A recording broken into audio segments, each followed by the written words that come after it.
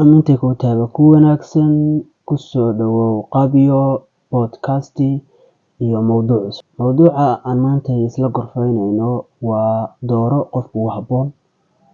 Qofka dhalinyarada ama qofka gurdoonka ah sidii uu ku dooran lahaa qofkii uu nolosha la qaybsan lahaa. Marka hordhac yar haddaan sameyno tusaale ahaan qofka dhalinyarada ah qof walba oo gurdoon ah waxaa jira qof maskaxdiisa ku jira. Tusaale ahaan gabar baa waxaa maskaxdeeda ku jira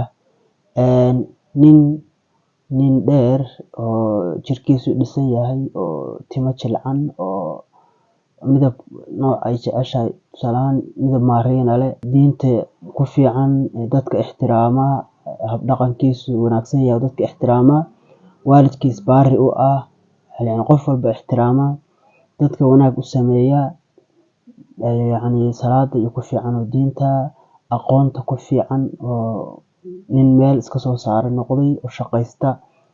Riyadeedu waa gabadhaas, gabadha riyadeedu waa ninkaas. Tusaale ahaan maalin maalmaha ka mid ah suuqa soo aaday iyadoo meel ka adeeganaysa meel bay wax isugu soo galeen wiil exactly tilmaantii madaxeeda ku jidhay.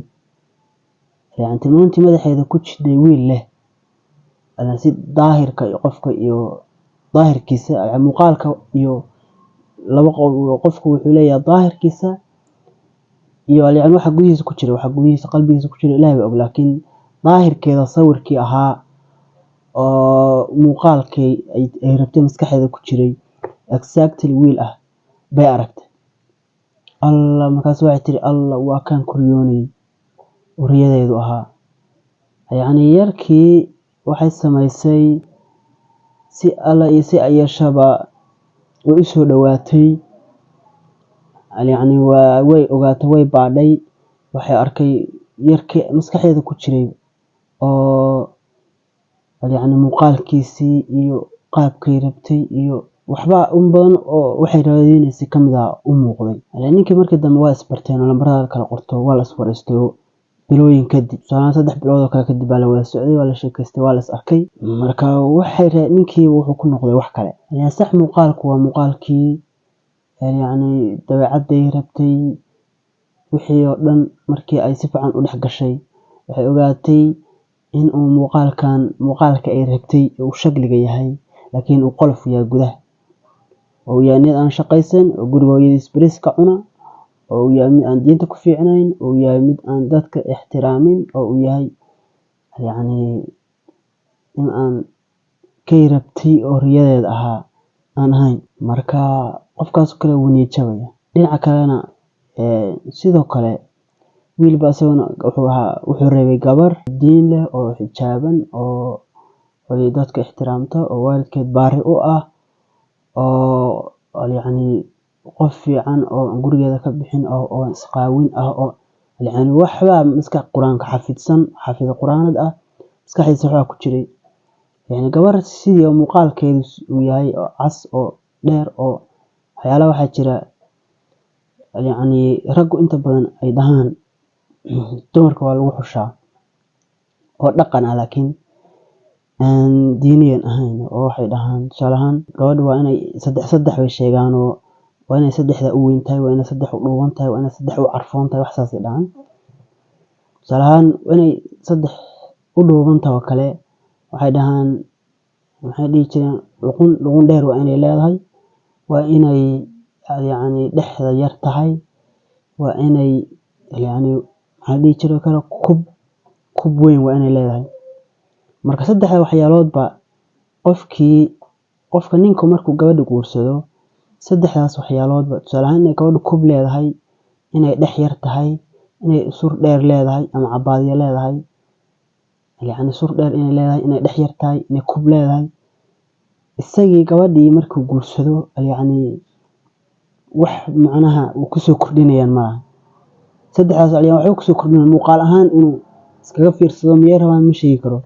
Waa dhaqan soo jira oo ragga inta badan waxaa arkaysaa mid dhahaya gabadha maxaa ku dooratay hadaa dhahay wuxuu dhahaya kubka iyo waxaan ku doortay dhexdeeda yar. Psychology ka dambaysa marka ma aqaan waxay ku leeyihiin waa inuu intaas u carfoon tahay waa wax dhaqan soo jireen ah laakiin qofkii gabadhii yacni markuu la falgalo wala waxba ka faa'iidi maayo yacni inay kub leedahay, inay dhex yar tahay, inay sur dheer leedahay, yacni qurux ahaan gabadhii inay u qurxiso, laakiin isagii raaxadii iyo wax uu ka faa'iidayo ma lahan. Marka hordhac haddaan intaa ka dhigno mawduuceena dooro qofka ugu habboon, waxaan kasoo amaahanay ciwaankaas buugga dastuurka qoyska. Marka qodobka koowaad waa yacni marka qofku rabo inuu qof doorto, waa qodobka koowaad oo mawduuca waxaan ka dhigaynaa qodobeynayna. Marka qodobka koowaad waxaan ka dhigaynaa caafimaadkaaga hagaaji, yacni caafimaadkaaga qof ahaan hagaaji. Qof caafimaad qaba si aan u helno bulsho caafimaad qabta waa inaan helnaa qoys caafimaad qaba. Qoys caafimaad qaba waa inaan helnaa qof caafimaad qaba. Laba qof oo caafimaad qaba ayaa qoys dhisa. Qoyskaasna isaga bulshada dhisi kara. Qoys caafimaad qaba yacni diyaarsan caafimaad ahaan, maskax ahaan, aqoon ahaan, diiniyan ahaan, dhinac kasta diyaarsan ayaa bulshada dhisi kara, wax kusoo kordhin kara, ubadkoodana wax kusoo kordhin kara. Marka caafimaadkaaga hagaaji. Caafimaadku wuxuu noqon karaa laba noqonaya. Caafimaadka jirkaaga hagaaji. Caafimaadku wuxuu noqonayaa mid external iyo internal, yacni mid gudaha ah iyo mid banaanka ah. Midka banaanka ah tusaale ahaan waa in aad jirkaaga qurxisid oo muuqaalkaaga markuu qofku arko yacni aadan u muuqan yacni qof isagoo dhan daalan oo aan jirkiisa ka shaqayn oo aan si u kala daadsan yaa noqon. Waa in aad jirkaaga ka shaqaysaa caafimaadkiisa kore. Tusaale ahaan waa inaad jir qurux badan leedahay oo muuqaalkaaga hagaajisaa oo nadaafadaada hagaajisaa. Marka jir qurux badan oo labiskaaga hagaajisaa, markaas qofka halkaa markuu ka arko qof macnaha diyaarsan baa u ekaanaysa. Midda labaad oo caafimaadka gudaha ah waana midda ugu muhiimsan. Wixii gudahaaga ku jira ayaa banaanka u soo baxa. Waxaa la yidhi weel kasta yacni wixii ku jira buu dhididaa. Tusaale ahaan galaas macdan ah haddaad baraf ku ridid, banaanka waxaa imaanaya qoyaankiisa imaanaya. So uu dhididaya, hal mar uu dhididaya ma garat. Marka qofkana waxa gudihiisa ku jira banaankiisa laga arkaa ama hadalkiisa laga arkaa. Qofka aqoonta leh dadka ixtiraama waxaad ka arkaysaa markuu hadlo unbaad ka garanaysaa uu kula hadlo qofkan. Marka caafimaadka gudahaaga wax ku hagaajin kadhaa lambar 1 waa in aad waxaad afkaaga gelinaysa hagaajisa oo cunada waa in hagaajisa. Yacni markaan wadankii joogno dadka intooda badan waa iska qadaama dhargo, dad iska wada dan yaraan u badanahay. Marka yacni qofkii waxaa laga yaabaa in uu 2 waqti ama 3 waqti oo kale uu wax helo cuno aan tayadeedu wanaagsanayn, aan tayadeeda la baarin, hadday rabto dhacday saliid badan. Yacni waxaa cuno qof walba oo arkay ama yimaada ama la socda uu arki karaa ama uu dareemi karaa. Marka waa in aad laakiin inaad dhahdid cunada la cuno waa bariis iyo sonkor, bariis iyo bur iyo sonkor iyo saliid wax ugu badan oo aan isticmaalno. Marka inaad dhahdid waxaasaan isticmaalnaa wax kale ma haysto oo wixii iska liqdid caafimaadkaaga uu xumaado looma baahna. Wax alaale waxaad heli kadhid waa in aad u cuntaa si yacni nadaamsan oo inaad wax walba iska liqdid oo ma ahan in aad cunada in kul ee ka cuntid oo aadan isku badin. Tusaale ahaan haddii aad dad waxaa jira 2 waqti wax cuna, dad waxaa jira 3 waqti wax cuna, dad waxaa jira ka badsada. Marka waxa fiican baa la dhahaa caafimaad ahaan in aad cunada jajabisid. Tusaale ahaan aroortii oo kale wax yar cuntid, barqadii oo kale, casarkii oo kale, fiidkii oo kale inaad cunada saa u jajabisid markaa cunaysid oo wax yar ka dhigatid ayaa ka fiican in hal mar baaldiinta soo qaadatid saxan dhan dig ka siisid. Yacni caafimaadkaaga uma fiicna. Midda kalena waxa weeye cunada markaa cuntid inaad ku seexan. Cunadii warshad weeye, calooshu way shiidaysaa. Warshadii intaa cuno u didhay oo shiid dhahdid inaad seexatid. Yacni calooshaadii waxay noqonaysaa way fadhinayaan cunadii caloosha fariisanaysaa, lama shiidayo, hadhow calool uus kuusan baa kaa soo baxaya, calool weyn marka jirkaagii oo balbalqaya. Marka inaad cuno nidaamsan cuntid, tusaale habeenkii oo kale fiidka hore inaad cashaysid baa fiican. Markastoo aad seexanaysid habeen iyo maalinba 1 saac ugu yaraan 2 saac 3 saac ka hor waa inaad wax cuntid baa la dhahaa. Caafimaadka gudahaaga markaa hagaajisid oo waxa cunaysid iska controlshid oo saliidda iyo burka iyo waxaan aadan badsan, yacni caafimaadkaaga wuu hagaagayaa. Nadaafadaadii aad ka shaqaysid, jirkaaga nadaafadiisa aad ka shaqaysid, dharkaaga aad nadiifisid, hagaajisid, yacni qof waxaad noqonaysaa caafimaad ahaan diyaarsan. Qodobka labaad waa aqoontaada inaad kor u qaadid. Aqoontaada kor u qaad. Aqoontaas waxay noqonaysaa mid diiniyana, mid maadiyana, mid qoyska soo galaysa.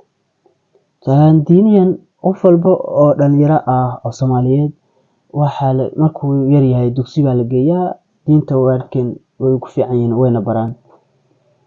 Yacni intooda badan marka qofkii ku xiran tahay hadhow dugsiga waa la geeyaa ilaa quraanka dhameeyo waa la hayaa ama uu meel fiican ka gaaro.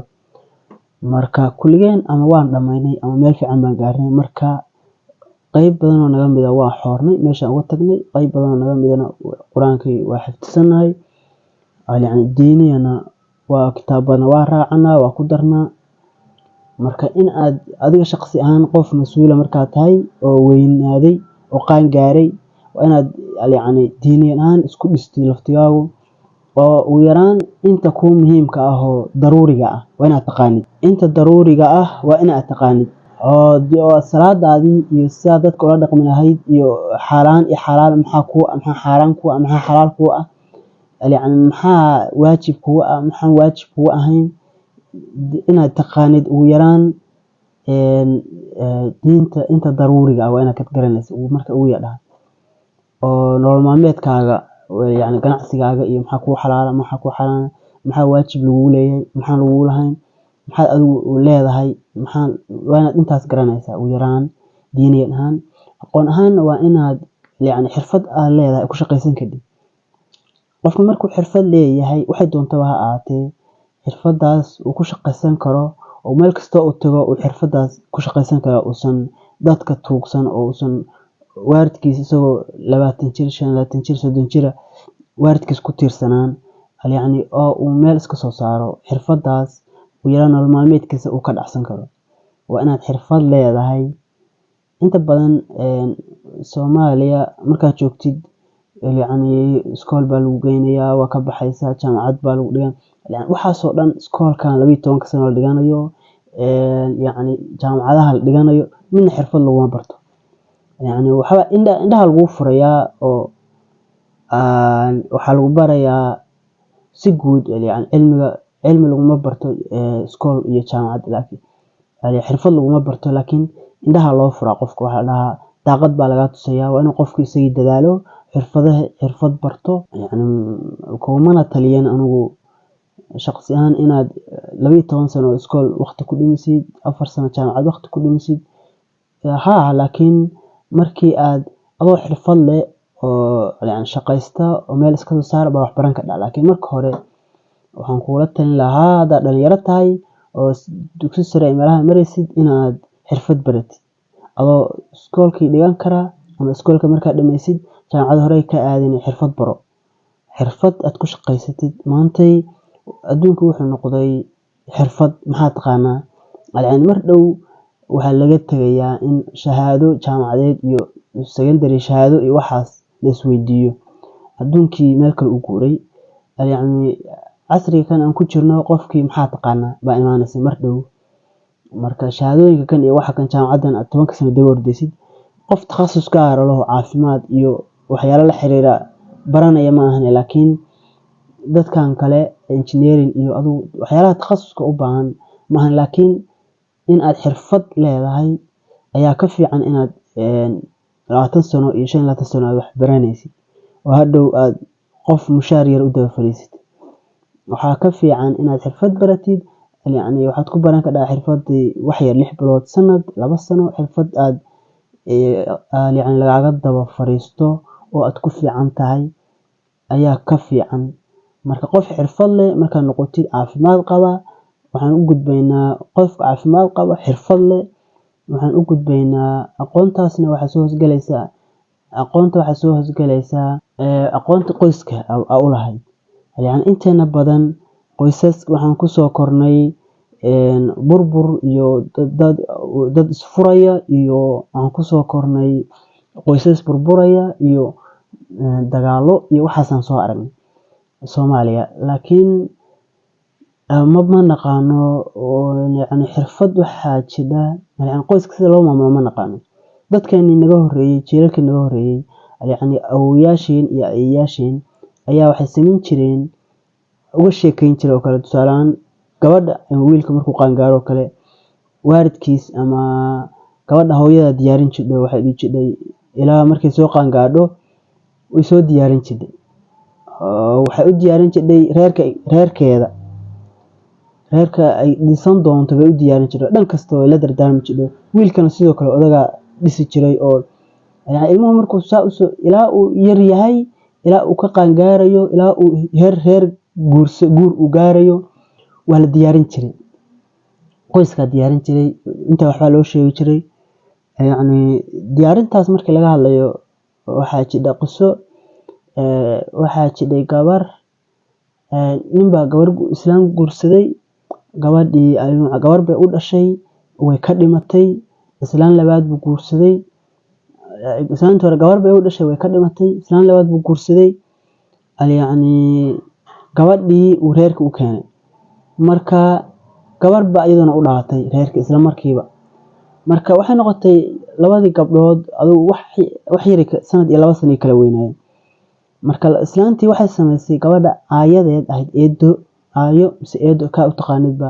islaanta aabaha qabo yani waxay sameysay islaantii gabadhii ay ayadu ahayd ku shaqaysan jirtay wax allaale waxay u dirayso meeshana waa meel baadiye ah ariga u didhaa weelka dhaq way dhahdaa aqalka samee bay dhahdaa yani wax walba ba iyada u diri jirtay gabadha ay dhashayna waxba uma diri jirin way iska aamusnay yani waxa shaqo uma dirsan jiray gabadheeda u nasan jirtay inay naqsiso oo u nasato oo wax u cunto u cabto bas bay u joogtay gabadhan kale oo ayada u tahay ku shaqaysan jirtay wax allaale iyo waxay doontay u diri jirtay markii gabdhihii ay weynaadeen ayaa gabadhii ay ayada u ahayd oo reerka u weyneyd ayaa laga soo doonay yani gabadhii baa laga soo doonay gabadhii ayada u ahayd oo weyneyd baa la soo doonay reer baa soo doonay si sharaf leh u soo doonay waa la siiyay waa loo guuriyay markii meel ay degeen gabadhii waxay noqotay wax kale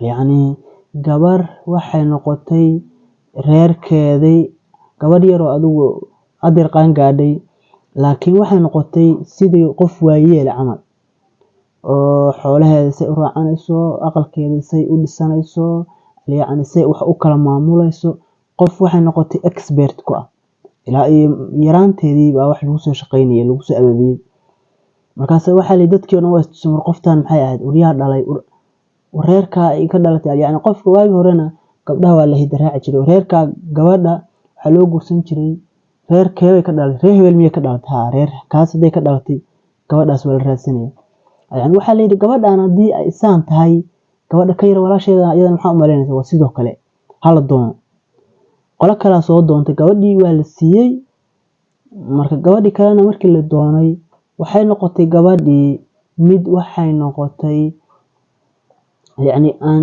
hal dhijir waxay dhaan maamooyinku dhiil dhacda ma soo toos wax ay taqaano cunno ma karin taqaano aqalkeeda ma dhisan taqaano xoolo si loo raaco ma taqaano wax allaale ay waxa ku fiican tahay war qoftan maxay ahayd ursan yani markii dambe reerkii waxay noqotay inay la furo wax yar kadib waa la furay marka islaantii markaas ka shalayday in ay gabadheeda wax bari weydo ayadu waxay islahayd gabadhan cadaadi oo ku shaqayso gabadhaadana ku nasato laakiin waxay sameysay gabadhan xirfad waxay badhay ay ku shaqaysato oo nolosheeda kaafisay oo qoyskeeda kaafisay ayaan xirfad ay badha marka waxa la rabaa ilmuhu markuu yar yahay in xirfada la soo baro hadeertan wadankeena ma lahan meel qoysaska iyo xirfad qoyska sida loo maamulo lagu dhigto yani qof walba wuxuu kala yimaado gurigiisa soo dhisnaa aabihiis hooyadiis haddii ay isfureen oo buuq ku noolaayeen oo noloshooda dhan buuq kusoo qaateen,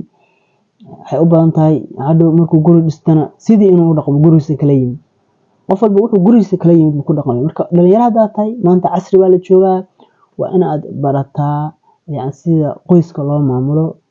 meel xirfado haddeertaan buugaag badan baa jira oo laga qoro, mawduucyo badan oo laga diyaariyaa jira. waa inaad isdhistid qoyskaaga saa u maamuli lahayd, waa inaad isdhistid oo aqoontaada inaad ku dadhid xirfad ah sida qoyska loo maamulo, sida caruurta hadhow loo manage gareeyo. waxaas oo dhan waa inaad ku dadhid. Marka qodobka saddexaad aan u gudbaynaa. Qodobka saddexaad qofka aad dooranaysid waa inaad sidiisa u aqbashaa. qofkan aad dooranaysid sidiisa waa inaad u aqbashaa. sidiisa inaad u aqbashaa maxaan ka wadnaa? Tusaale ahaan qofkan wuxuu kusoo koray bay'ad kaa gaara, deegaan waxaa laga yaabaa inaan isku deegaan ahayn oo deegaan kale uu kasoo jeedo, guri gaar uu kusoo koray si gaara looga dhaqmo. adigu bay'ad kalaad kusoo kordhay, guri si gaara looga dhaqmo kusoo kordhay, dabeecad gaar uu leeyahay, adigu dabeecad gaaraad leedahay. wax badan waxaa jira marka aad ku kala duwantihiin. Marka labadiina qof markaa midowdaan oo aad isu soo doorateen, waxaa la rabaa qofka kan inaadan malag u haysan ee aad ogtahay inuu qof sidaadoo kale yahay. adigu waad khaldantaa, waad gaftaa, gaf baa kaa dhaca, dabeecad waxaa leedahay. waxba qof 100% wanaagsan ma jiro, qof 100% xunna ma jiro. waxaa laga yaabaa inaad negative leedahay, positive leedahay, dhinac xun iyo dhinac wanaagsan. wax aad ku wanaagsan tahay, waxaad ku xun tahay. dabeecadaada inay xoogaa qalafsan tahay. waxyaalaha gudahaaga oo dhan waad istaqaana markaa runta isku sheegto. qofkan waa saas oo kale. marka inaad qofka sidiisa ku aqbashid baa la rabaa, oo aadan oran qofkan saan miyaan kuu malaynayay, saan inaad ahayd ma moodayn. aad sidiisa ku aqbashid. waaqica waa inaad la jaan qaadaa oo aqbashid. qofkan waa inaad ogaataa inuu bini'aadan yahay kula mida adigoo kale ah, oo khaldami kara, gaf ka dhici karo. waa inaad sidiisa ku aqbashaa oo aadan fatashin. qofkaana waa inaad sidaa ku aqbashaa.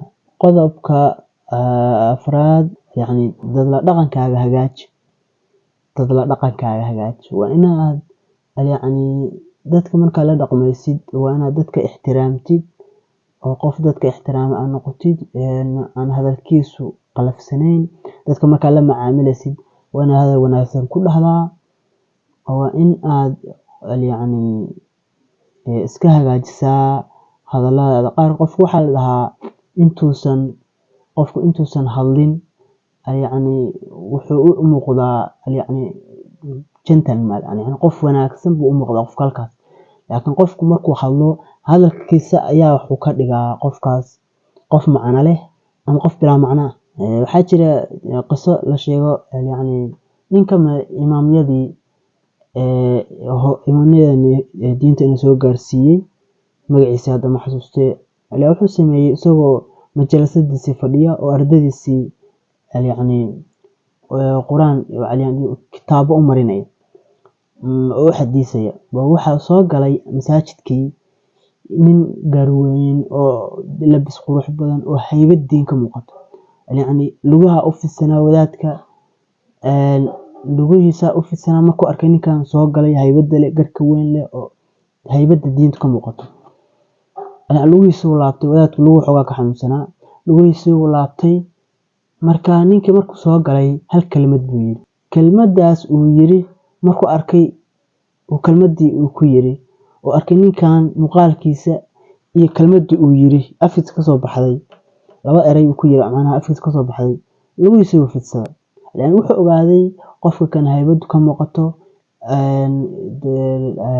diintu ka muuqato, inuu yahay qof faaruq ah oo aan waxba u dheerayn. marka marar badan waxaa dhacda in aad ku sambareeqoto hadalkaaga, oo aadan marka inaad iska hagaajisid dhaqankaaga, oo aqoontaada aad hagaajisid, oo dadka aad ixtiraamtid, oo hadalkaad ku hadlaysid uu miisaan yeesho, aadan iska hantaatac noqon, waxaa rabtid aadan ku hadlin. waxay ka qayb qaadanaysaa in dadku ku ixtiraamaan, dadku ay kusoo dhaweeyaan bay noqonaysaa. marka dadla dhaqankaaga hagaaji. qodobka shanaad waxaa weeye raadi qof aad isla jaan qaadi kadhaan. Isla jaan qaadi kadhaan markaan leeyahay tusaale ahaan marka guurka ay noqoto tusaale ahaan gabadha waxaa laga yaabaa dabeecad ahaan psychology-yadeeda waxa weeye gabadh markay tahay gabadh wax baratay yacni diin iyo maadiba oo ay weeyaan waxay kasoo baxday master jaamacad ay wadataa marka gabadhaasi waa gabar shaqaysata jaamacad 2 jaamacadood 3 jaamacadood kasoo baxday master degree wadata shaqaysata aqoonteedu dhisan tahay gabadhaas boqolkiiba 99 lagama yaabo mid ka hooseeya inay raadiso yacni dabcigeeda waxay rabtaa qof match gareeya oo ka sareeya nin waxay rabtaa aqoon ahaan ka sareeya diin ahaan ka shaqeeya salary ahaan iyo dhaqaale ahaan ka sareeya yacni qof ka sareeya gabadhu rabtaa yacni waa wax dabci ku abuuran oo gabadhu waxay rabtaa nin ka sareeya oo dhan walba uga wanaagsan ayada oo bay doonaysaa laakiin ninku saas psychology-diisu sidaas maaha waxaa laga yaabaa ninkii inuu ama wuxuu doono ha ahaadee uu dhaqaale fiican leeyahay oo yacni hantiile yahay jaamacad PhD uu wato shahaado tusaale ahaan tuulooyinkaas iska tegayaa ama baadiyo tegayaa gabar yar iska soo guursanaya oo aqoon aan haday rabto aan waxna qorin waxna aqrin iska guursanaya marka psychology-daasna waa lagu kala duwan yahay marka qofkaas labada qofna hadhow say isku fahmaan ninkaas jaamacadaha kasoo baxay aqoonta leh oo tusaale ahaan gabadha yarta weli wax adduunkaba aan kala socono tuulo joogto oo adduuntu soo guursan magaalo weyn kan waaqicay yacni laba waaqic bay ku kala nool yihiin labada qof marka say isku fahankooda uu yaraanaya marka waxaa weeye tusaale gabadhan hadday guursato mid yacni ka hooseeya aan waxba haysan yacni nin aan waxba baran hadhow isfahankooda uu yaraanaya marka qof isla jaan qaadi kadhaan waa qof tusaale aad aqoon isku dhow yihiin aqoonta iskaga dhow yihiin yacni tusaale ahaan salary ahaan oo kale yacni waxaa dhaqaale ahaan oo kale gabadhu qof yacni mas-uuliyadeeda qaadi kara oo waa ugu yaraan biilkiisa dhacsan kara waa inay hesho qofka aad isla jaan qaadi kadhaan waa in aad raadisaa qodobkaas waa inaad ka fiirsatid qodobka 6aad waxaa weeye daro qof aad isku filtihiin isku da ama isku da'tihiin tusaale ahaan haddii adiga oo 25 jir 20 jir aad guursatid qof 45 jir ama 40 jir yacni isfahankiina wuu yaraanaya saad isku fahmaysaan way adkaanaysaa tusaale ahaan wiilba wuxuu guursaday gabar 40 jir 20 jir wiilka 20 jirka wuxuu rabaa inuu iska ciyaaro inuu wuxuu rabaa kubad ciyaaro wax daawado baashaalo wax badan buu rabaa isagu oo la ciyaaro waqtigiisa uma xisaabsano inta badan dhalinyarada oo wuxuu rabaa qof iska baashaalayo wey marka adigiina qof 40 jir tahay caqligiisii koray yacni waxyaalo kale ka fakaraysa qof waxaa rabtaa yacni aad isla jaan qaadi kadhaan ku ixtiraamaya oo wax badan aad isla gorfaynaysaa laakiin qofkan waa ilmo yar waa qof yar ilmo maaha laakiin waa qof dhalinyaro oo isfahankiina wuu yaraanaya marka halkaas gaab baa ka imaanaya marka in aad raadisid qof aad isku da'tihiin waa waxyaalo wanaagsan diintana lagu sheegay asxaabi kamid ayaa nabiga calayhi salaatu wasalaam isagoo maalin meel maraya ayuu ka hor yimid waa la salaamay kadibna wuxuu arkay isagoo dhaldhalaalaya qof markuu guursado dee caraf iyo dhaldhalaal waxba kasoo wuxuu ka arkay suu hebelow miyaad guursatay markaasuu yiri nabi allow waan guursaday suu yiri maxaad guursatay bikra mise yacni carmal ma gabar baa guursatay mise gabar garoob ah oo carmal ah marka wuxuu ku dhahay waxaan guursaday garoob isagoo nin dhalinyaro ahaa yacni garoobtu ceeb ma ahan oo waa qof soo waaya arkay oo iyada qof kale ka expertsan laakiin wuxuu yiri maxaa u guursaday markaasuu hala tasawajta bintu tulaacibika wa tulaacibu yani maxaad u guursan weyday gabar yar oo aad la ciyaadid adiguna kula ciyaara adiguna aad la ciyaadid iyaduna kula ciyaara marka dantii u guursaday u sheegay wuxuu yiri nabi allow waxaan u guursaday aniga waxa iga yar yar 6 mise 4 gabdhood meelahaas mise 6 bay ahaayeen ma xasuusto gabdho badan oo iga yar yar baa jira oo waalidkood ka dhintay marka aabiis hooyadiis way dhinteen isaga mas'uulka ah marka waxaan u guursaday buu yiri nabi allow gabadhan inay iyaal dhalinyarada yararka walaalahay gabdhaha ah inay ila barbaariso ila koriso marka gabar ayageedo kale hadaan u soo guursado yani ayagoo kale noqonaysaa way ciyaarta dhinac ka galaysaa marka waxaan u guursaday in aan helo qof ila koriya saasan u guursaday dantaas u guursaday markaasuu Ilaahay ku barkay marka da'da in aad qofka isku da'tiin weeraan aad isku dhowyihiin 5 sano ugu badnaan hadii aad 5 sano 6 sano 8 sano kale waa xataa waa macquul laakiin qof 15 sano 20 sano kale weyntiin yani isla jaan qaadaan way adag tahay way jiraan dad aad u kala weyn laakiin si fiican isku fahmay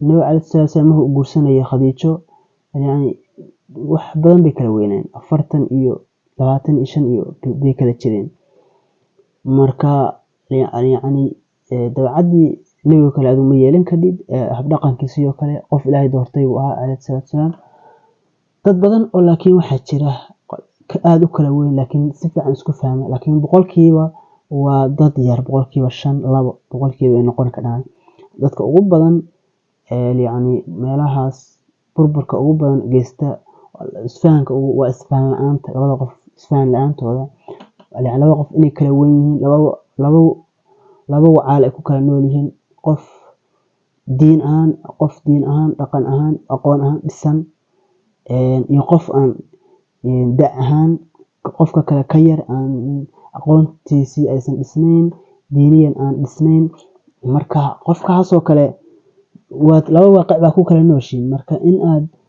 qofkan aad dooranaysid marka hore isla gorfaysan weeye oo isku da'tihiin aqoonta isku dhowdihiin meel kasta inaad iska match gareynaysaan baa wanaagsan mustaqbalkiina u wanaagsan marka in aad diiniyan ahaan diinta kale madaahib baa la kala haystaa anagu Soomaaliya hadaan Shaafiiciyan wada haysanaa inteena badan laakiin tusaalean ninkii wuxuu aaminsan yahay gabadhiisu inaysan gabadh uu qabo inaysan weysada ka jabin gabadhuna waxay aaminsan tahay inay ninkeeda weysada ka jabiyo waa laba madhab yani la isku khilaafsan yahay marka qofkaas oo kale isku wareeraysan marka qofkan uu aaminsan yahay in salaada ka jabiyo markuu ku taabto salaada ka jabiyo qofna uusan aaminsanaynba si kastoo uu taabatay inuu salaad ka jabin marka taas anigu taas khaldan taas saxan ma dhahayo waa wax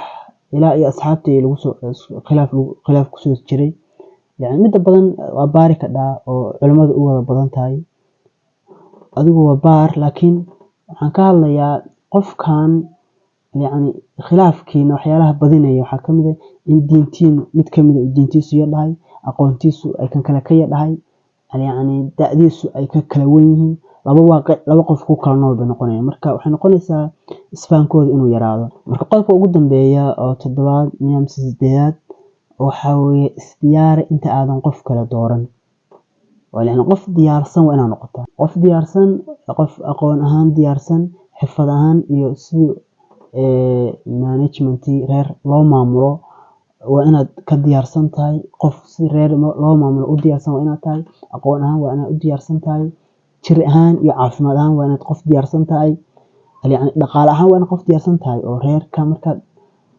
dhaqanaysid dhaqamaad wuxuu u baahan yahay reerkan yani qarash u baahan yahay oo yani reer meel degaya qarash u baahan yahay caruur baa imaan ka dhac caruurta mustaqbalkooda inaad ka fakadaan marka hore inta dhalinyarada inta badan waxay sameeyaan waxa laga fakaraa jacaylkooda iyo isay isku guursanayaan guriga degayaan waxaas ka sheegaysa laakiin mustaqbalkii iyo meesha caruur imaan ka dhac iyo yani caruurta sidii loo korin lahaa iyo waxa oo dhan waa in marka hore laga sheekaystaa waxaas oo dhan waa inaad marka hore ka sheekaysataan oo ay idin qorshaysan tahay. Marka waa inaad qof diyaarsan noqotaa caafimaad ahaan, jir ahaan, aqoon ahaan, dhaqaale ahaan. Qof diyaarsan markaad tahay ayaad qof kaloo diyaarsan heli kartaa. Dhibaatooyinka ugu badan dhalinyarada haystaa waxaa ka mid ah qofkii isagoo aan jirkiisa hagaajin, caafimaadkiisa hagaajin, aqoontiisa hagaajin, guriga hooyadiis bariis ka cunaya, aan xirfad lahayn, wuxuu ku riyoonayaa inuu helo wiilkii oo kale gabar diin leh, akhlaaq leh, aqoon leh, shaqaysata, meel iska soo saartay, isagoo guriga hooyadii bariis ka cuna oo aan xirfad lahayn oo aan shaqaysan. Wuxuu ku riyoonayaa gabadhaas oo kale. Waxaasna waa riyo maalmeed, waa daily dream baa la dhahaa. Marka inaad riyo maalmeed ku jidhid waa laga fiican yahay. Waxaa ka fiican inaad is dhistid. Haddaa qof dhisan rabtid, aqoon ahaan, diin ahaan, da ahaan, dhinac kasta ka dhisan, waa inaad adigu dhisan tahay. Qof dhisan markaad tahay waa inaad adna qof dhisan waa helaysaa. Gabadha sidoo kale nin waxay rabtaa diini ahaan, dhaqan ahaan, ixtiraam leh, waalidkiis ixtiraama, diintiisu dhisan tahay, dhinac kasta ka dhisan tahay. Iyada waxaa laga yaabaa inaysan diinteedu aysan fiicnayn, salaada ay ka tagto, marna ay tukato, aysan xijaabnayn, aqoonteeda aysan dhisin, ay iska guriga hooyadeed iska joogto. Gabadha in guriga hooyadeed joogto waa u sharaf, laakiin qof aqoonteeda dhistay aysan noqon, diinteeda aysan dhisnayn, xijaabnayn. Dad badan waxaa jira gabdho badan oo xijaaban laakiin waxba u dheerayn. Gabdho badan waxaa arkaysaa iyaguna marmar hadday rabaan xijaabka tuura oo khamaar yar qaata, hadday rabaan madaxa qaawista, laakiin aqoon ahaan, diin ahaan, dhaqan ahaan diyaarsan. Marka qofkii laguma qiimeeyo. Qof aan mar aragtay isagoo aan xijaabnayn lama dhihi karo qofkaas waa qof xun. Qof wada xijaaban oo qam haddaa aragtina isagana lama dhihi karo qofkaas boqolkiiba boqol qof wanaagsan. Marka kaas waa baab kale kama hadlayno, laakiin waxaan sheegayaa qofkan waa inuu mowduuca la soo galay waa inaad noqotaa qof adiga diyaarsan, diin ahaan, dhaqan ahaan. Waa inaad noqotaa qof diyaarsan. Marka qof diyaarsan noqotid oo reer inuu dhaqdo diyaar u ah, mas'uuliyad inuu qaado diyaar u ah, reerku mas'uuliyad buu u baahan yahay. Marka qof mas'uuliyad qaadi kara, inuu mas'uuliyad qaado diyaar u ah waa inaad noqotaa. Markaasaad waxaa raadin kartaa adoo diyaarsan qofka kale. Laakiin qofka adigoo aan diyaar ahayn, dhibaatada ugu badan waxay arkaysaa qofka aan diyaar ahayn baa wuxuu raadsanayaa qof kale inuu shukaansado, inuu qof kale raadiyo, waqti ku dhumiyo, shukaansi malayacniya. Waxaa ka fiican inaad tahay qof diyaarsan. Markaas qof diyaarsan waad helaysaa. Mowduuceena halkaas ayaan ku joojinayaa. Dooro qofku habboon. Waa mowduuc aad u dheer. Buuggaas mowduuc wax badan baa ku jira, laakiin ciwaanka un baan kasoo amaahday buugga dastuurka qoyska. Marka waa mowduuc barnaamijyo badan laga samayn karo baa ku jira, laakiin maanta halkaas ayaan kusoo koobayaa. Ha idin macaanaato. Assalaamu calaykum waraxmatullaahi wabarakaatuh.